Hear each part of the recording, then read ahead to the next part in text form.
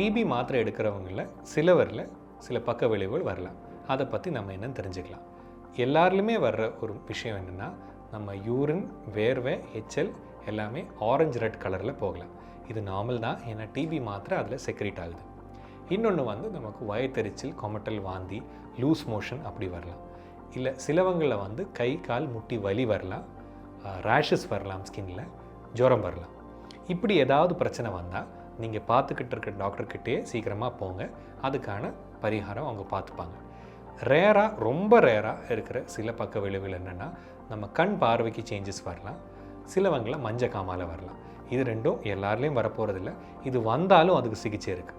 நம்ம டிபி மாத்திரையில் வர பக்க விளைவுகள் பற்றி தெரிஞ்சிக்க வேண்டியது, வர்ற எல்லா பக்க விளைவுகளுக்கும் மாத்திரை மருந்து இருக்குது, அதுக்கு ட்ரீட்மெண்ட்டும் இருக்குது. அது வந்ததுனால எக்காரணத்தை கொண்டும் மருந்து ஸ்டாப் பண்ணி வீட்டில் உட்காரக்கூடாது. உடனடியாக உங்களோட மருத்துவர்கிட்ட போய் சிகிச்சை தேடிக்கணும்.